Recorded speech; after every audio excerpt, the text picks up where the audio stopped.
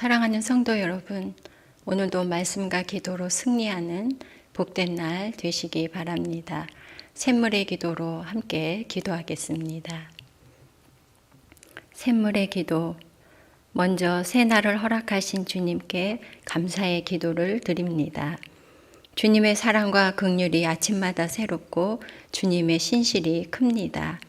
하나님께서 내 아버지 되시고 가정과 교회의 주인 되어 주시니 감사드립니다. 오늘도 신실하신 주님께서 우리를 먹이시고 우리를 안전하게 돌보심을 믿고 감사와 찬양을 올려드립니다. 아멘. 사랑이 많으신 주님께 가정을 맡겨드립니다. 여호와를 경외하는 자는 생명에 이르고 여호와를 경외하는 자는 부족함이 없다고 약속하신 주님, 나와 내 가족이 오직 여호와를 경외하게 하소서. 주께서 맡기신 아들, 딸들을 주의 교훈과 훈계로 양육하고 자녀들은 부모를 공경함으로 약속의 복을 누리게 하소서. 자녀들의 학업과 진로를 인도하시고 믿음의 좋은 배우자를 만나게 하소서. 샘물 플래싱을 통해 하나님을 깊이 만나고 받은 은혜를 흘려보내는 복된 가정 되게 하소서. 아멘. 채우시는 주님께 일터를 맡겨드립니다. 주 예수님, 우리에게 일터를 허락하시니 감사합니다. 오늘도 충성된 청직이 되어 큰 일이든 작은 일이든 모든 일을 주께 하듯 하게 하소서. 일터의 CEO는 하나님이십니다. 주어진 자리에서 주님의 보이지 않는 손을 의지함으로 성실하게 하시고 꼭 필요한 자, 직원들에게 인정받는 자 되게 하소서. 분주한 업무 가운데서도 내 영혼을 보호해 주시고 일의 즐거움과 보람을 누리게 하소서. 아멘. 능력이 많으신 주님께 교회를 올려드립니다. 주 예수님, 우리가 드리는 예배를 통해 하나님을 영화롭게 하고 그 예배를 통해 우리를 부흥케 하소서. 샘물교회가 지역사회의 좋은 친구가 되어 목마른 자, 병든 자, 마음이 상한 자들을 위로하고 치료함으로 세상으로부터 칭송받는 교회 되게 하소서. 교회를 목양하시는 담임 목사님께 성령과 지혜를 더하시고 영과 육의 강건함을 허락하소서. 직분자들에게 복을 더하사 몸된 교회를 섬길 때 하늘의 기쁨을 누리게 하소서. 특별히 목자님들에게 복의 복을 더하사 사람을 세우고 사람을 남기는 가장 귀한 축복 누리게 하소서. 아멘. 창조주 하나님께 이 나라를 의탁드립니다. 온 세상 나라를 경영하시는 주님, 대한민국의 흥망성쇠가 주님 손에 달려 있습니다. 이 나라에 하나님의 정의와 공의가 강물처럼 흐르게 하시고 서로 존중하고 배려하는 따뜻한 사회가 되게 하소서.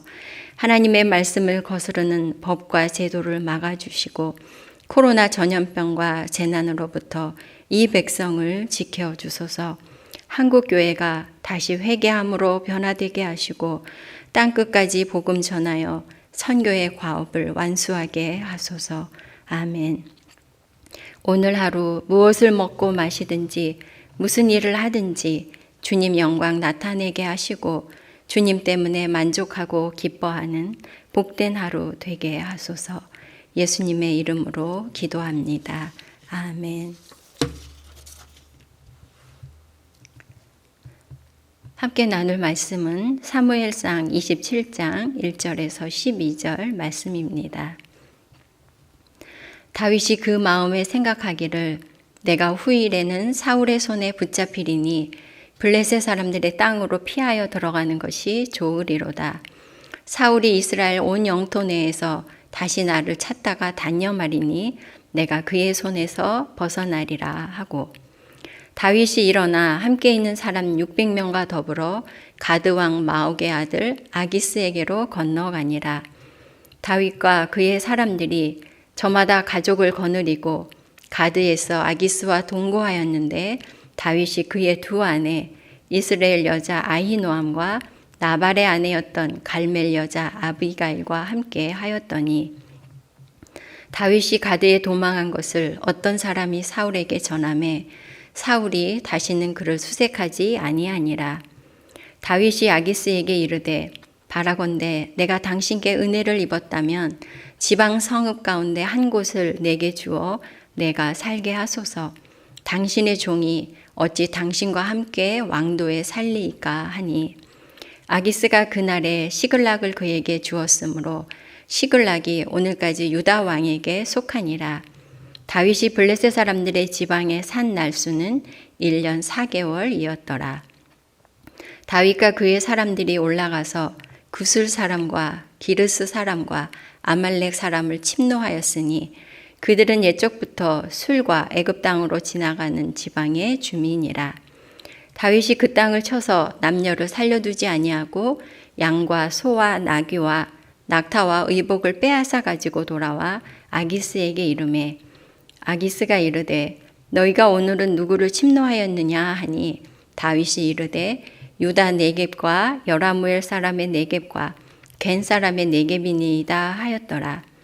다윗이 그 남녀를 살려서 가드로 데려가지 아니한 것은 그의 생각에 그들이 우리에게 대하여 이르기를 다윗이 행한 일이 이러하니라 하여 블레셋 사람들의 지방에 거주하는 동안에 이같이 행하는 습관이 있었다 할까 두려워함이었더라.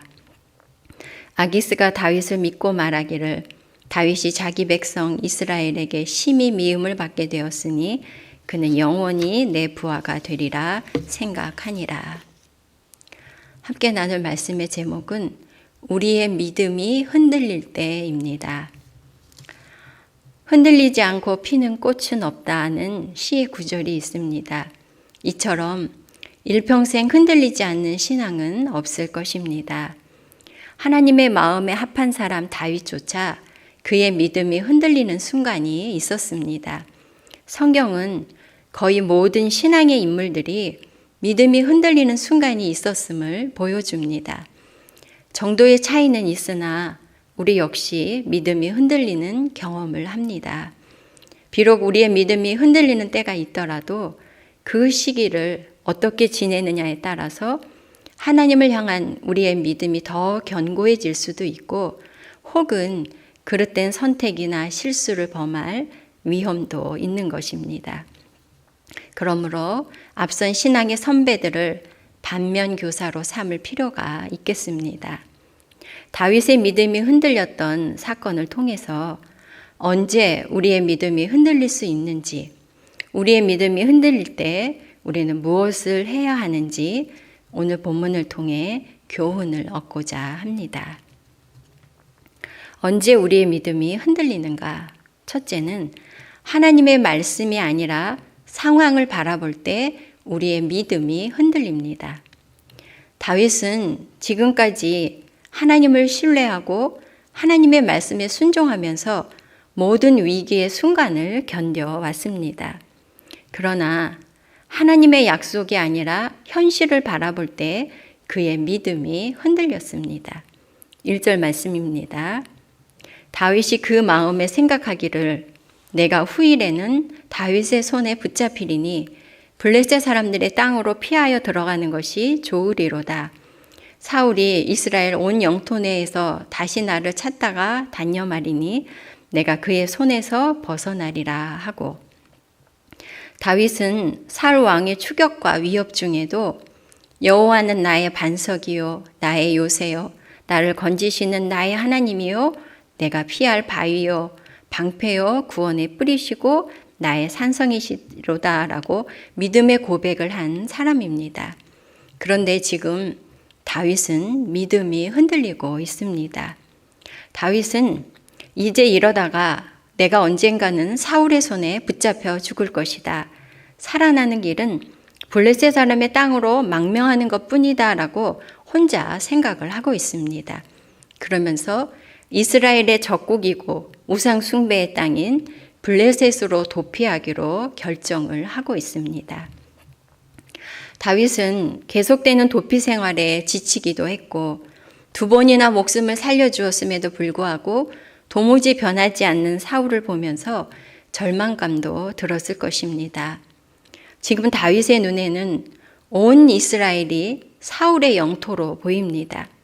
그리고 이스라엘 백성들은 모두 사울의 백성으로 보일 뿐 하나님은 보이지 않는 것 같습니다.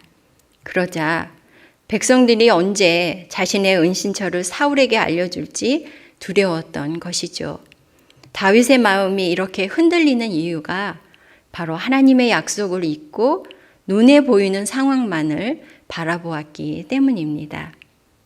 성도 여러분, 우리도 하나님의 말씀을 믿고 살다가도 어느 순간 사람들의 말이 더 크게 들리고 세상이 하나님보다 더 크게 보일 때가 있지 않습니까? 그럴 때 우리의 믿음이 흔들리고 말씀을 따라 선택하고 결정하기보다 세상에 보이는 것을 따라 결정할 위험이 있는 것이죠.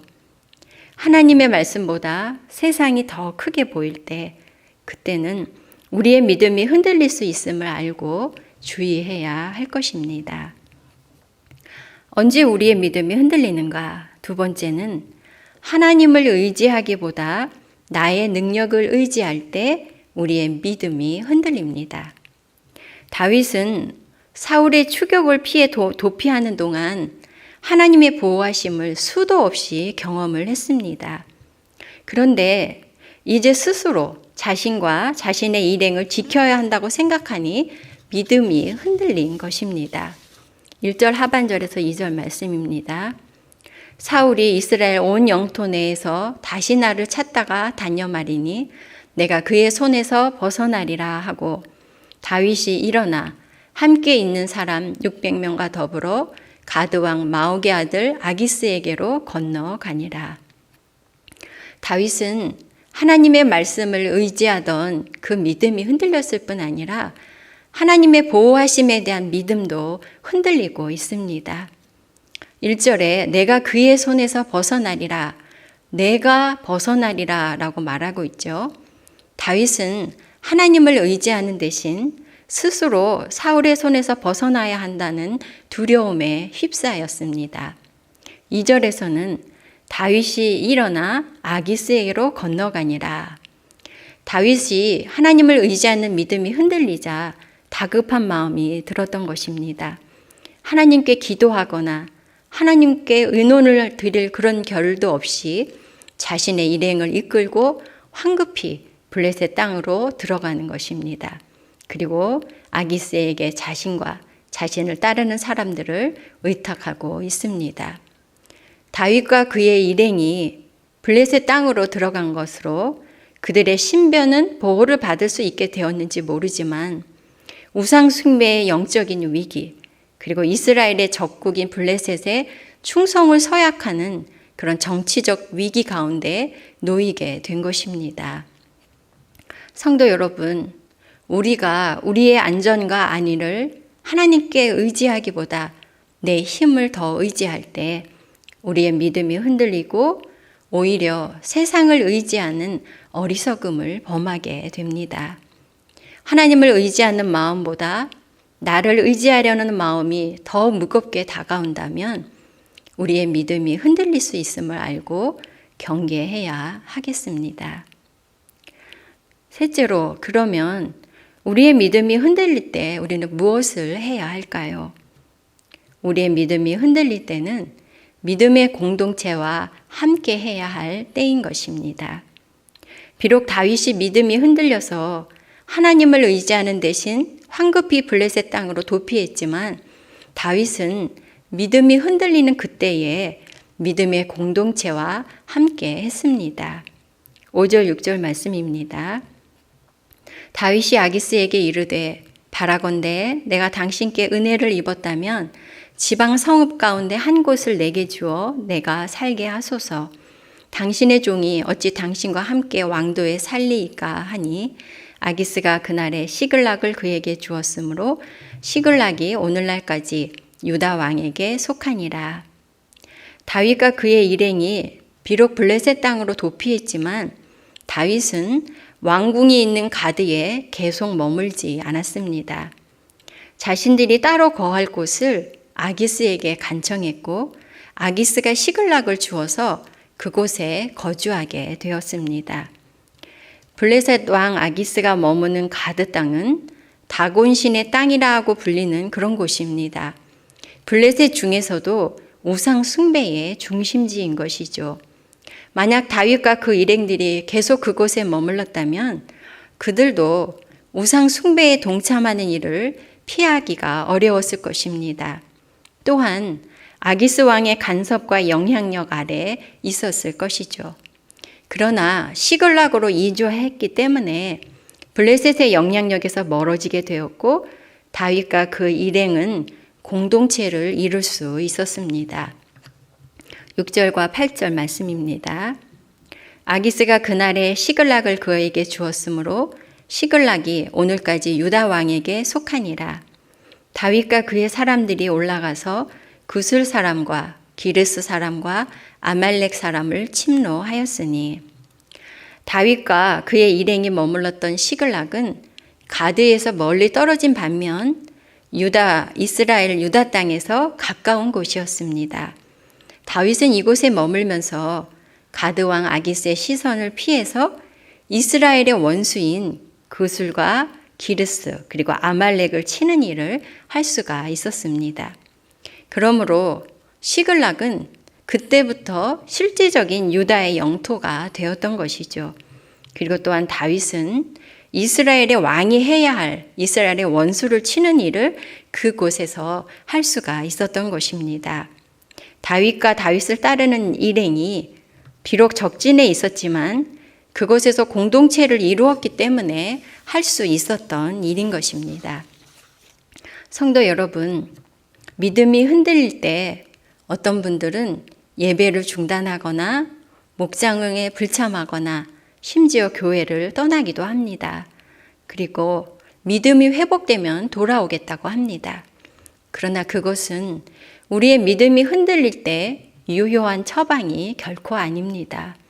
우리의 믿음이 흔들릴 때는 오히려 더 예배에 힘쓰고 목장에 참석하고 믿음의 공동체에 더 가까이 머물러야 합니다. 그것이 우리의 믿음이 흔들릴 때 우리가 힘써야 할 일입니다. 신앙 공동체 안에 머물러 있어야 우리의 믿음이 약한 중에라도 악한 영향력에서 보호받을 수 있고 우리의 믿음이 격려를 받을 수 있습니다. 성도의 모체와 같은 믿음의 공동체 안에 머물 때 우리의 믿음이 회복됩니다. 말씀을 마무리하겠습니다. 우리 모두는 원하진 않지만 우리의 믿음이 흔들릴 때가 있을 것입니다. 하나님의 말씀이 아니라 우리의 상황을 바라볼 때 우리의 믿음이 흔들립니다. 하나님을 의지하기보다 내 힘을 더 의지할 때 우리의 믿음이 흔들립니다. 우리의 믿음이 흔들릴 때 우리는 믿음의 공동체 안에 교회와 목장에 더 가까이 해야 합니다. 그것이 우리의 믿음이 회복되고 또 더 견고한 믿음으로 세워지는 비결인 것입니다. 때로 우리의 믿음이 흔들리는 때가 오더라도 믿음의 공동체 안에 머물기를 힘쓰므로 우리의 믿음이 회복되고 더 견고해지는 저와 여러분 되시기 바랍니다. 아멘. 기도 제목 나누고 기도하겠습니다.